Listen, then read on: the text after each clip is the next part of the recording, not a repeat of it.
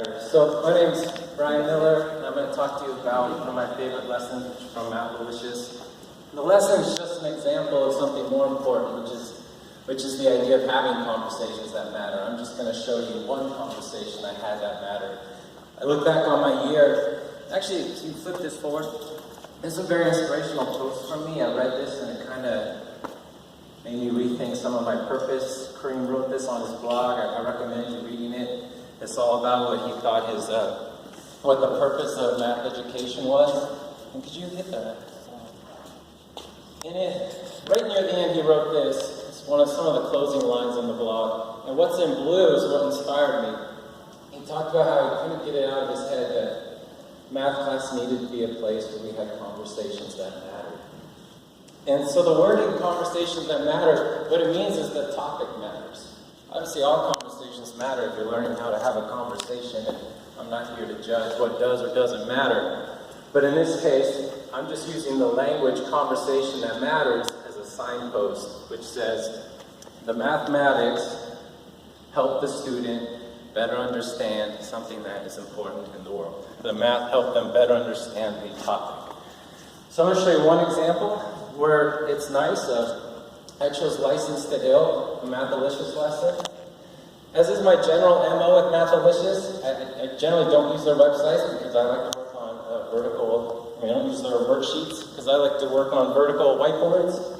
So I just print out their lesson guide, read it backwards and forwards, highlight everything, and then figure out how I'm going to present it.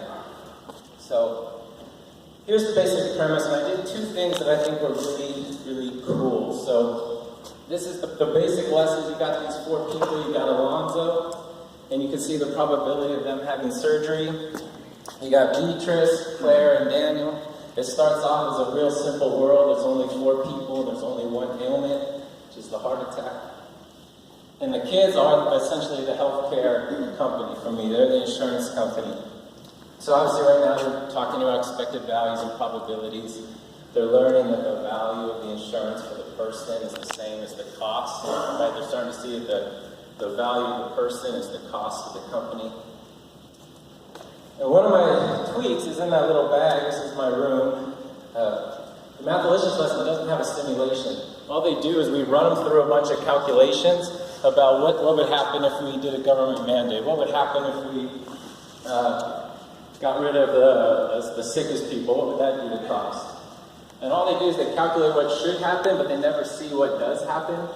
And so my little tweak is that, and it puts something in the student's hand. After they figured out the expected profit, they actually ran a simulation to model what would have happened. So Daniel's got a coin flip, so the kids, once they figured out Daniel was even going to buy insurance, they flipped the coin to see if he needed insurance. Claire was a card pull, Beatrice was a dice roll. And Alonzo's not exactly the 1% probability, because he was just draw a card. But we talked about how it was sufficiently improbable, and you can work a little harder to try to get it right at 1%, but I didn't. So here's our team, and what's going to happen is we're going to run them through a lot of simulations. So this is what all the whiteboards look like at the end, certainly not at the beginning. So you just hit that again. So the first thing they do is they set a price for insurance, and that price is set to their break-even point. Like they need to expect to make nothing. That's the goal. And, oh no, backwards one. Yeah, backwards. Cool. And so they set the price. It ends up being $9,200. But you can see at that cost, people make decisions based on their own expected value of the insurance. So Alonzo and Beatrice aren't going to buy insurance at that cost because when you do the calculation, that's above what they think insurance is worth, so they don't buy. So students already see a problem, right? You're the insurance company. You got the two sickest people, the two healthiest people you don't have, and that's the problem. So they're starting to see the kind of disconnect between what's good for us and what's good for the company. I just threw what's the worst case profit and best case profit because I just wanted more work calculating probabilities. Because that allowed me to walk by and say, well, what's the probability of the worst case scenario? What's the probability of the best case scenario? And it's not really, it doesn't really help with the conversation that matters, but I'm just trying to dump a little bit more curriculum in there. Then they see, what do they expect to have happen? They expect to lose money because this little issue up here, and then they run the simulation. They flip the coin. Does Daniel have a heart attack? They roll the dice. How's Beatrice doing? Scenario 2, set your own price. I don't care, charge whatever you want. But you have to charge the same thing to everybody. You can charge everybody different prices, that's just a different scenario. In this scenario, you gotta charge everyone the same. And there's no way out. There's no way to make an expected profit in this scenario. The best thing you can do is get to zero by charging $20,000. And then Daniel's the only one that buys. So they're in a little bit of a bind. So, government mandate in effect, telling this is kind of right in line with Obamacare, is that one way, they're starting to see the problem is that Alonzo never buys. So I say, okay, well now you can just force him to buy, just tell me he has to buy. He doesn't have a choice. What happens? So now they have everybody buying, they have nobody not buying. They're still kind of doing the same thing here, and then they are calculating their expected value, and then they're doing the actual. And all along the line, I'm constantly saying, what are the advantages of this? What are the disadvantages? Who are the winners? Who are the losers? Trying to tell them that we don't, good luck finding those decisions where you make a decision and everybody's happy, everybody celebrates, and nobody is upset. And so this is a big deal. So let's move to the next one. I say another thing people say is, you should just be able to deny people. If they have a pre-existing condition, you shouldn't have to cover them. And so I say, all right, now you can deny Daniel. But I don't really want to manipulate their moral compass too much, so I'm telling them, when Daniel comes in, you don't even have to be rude to him. You can say, Daniel, it's nothing personal, my friend. I'm in Godspeed on your way out. I hope you stay healthy. I really do. It's just too expensive.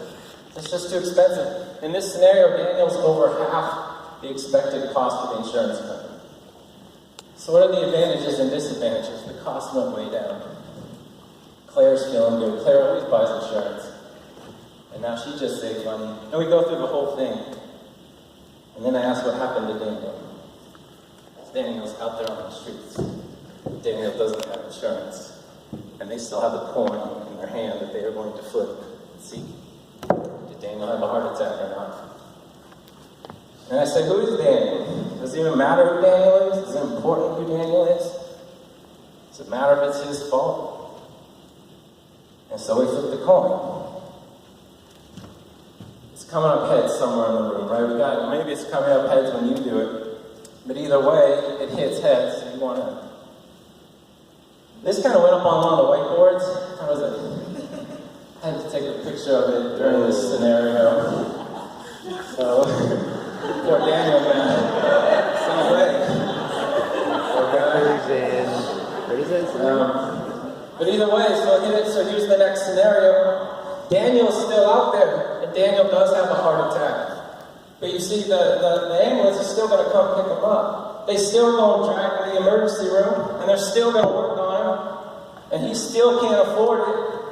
So what happens then? Well, the hospital loses money.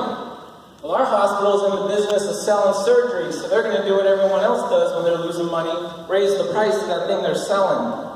And so now the hospital raises prices.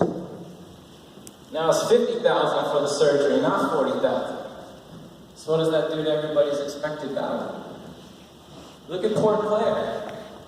And Claire's always out there buying insurance. She just $2,000 more. Claire was buying it before. Claire's still going to buy. Is that fair to Claire? Who's the winner? What's the advantages? What's the disadvantages? We're getting near the end.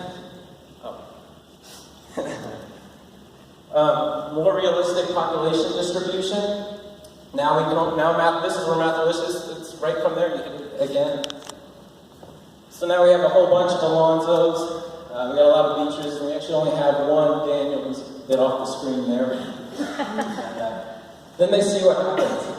I didn't keep the mandate in effect, so Alonzo still didn't buy, but you could put it in effect and have Alonzo buy and see what happens. And again, what are the advantages? Has a high ceiling. At the end, a lot of the students who are finished, I just asked them to generalize every category for any price P. N with the sample size, and X is the number of uninsured. And at the end, they have some videos where you watch the video, you just comment on what are the advantages and disadvantages. And there's a video for Claire, right? So if you hit it again, one more time. Like, that's a real life Daniel. That's a girl, there's a video of her saying how she can't get insurance and she can't afford it. There's videos about these college kids who are being forced to buy insurance and they don't want it. And so, again, I'm just hoping when I'm done that I had a conversation that mattered. I hope when they leave that the mathematics help them better understand something that will make them better citizens. That was my goal, and I hoped it was achieved. And I think that's all I got to say about it.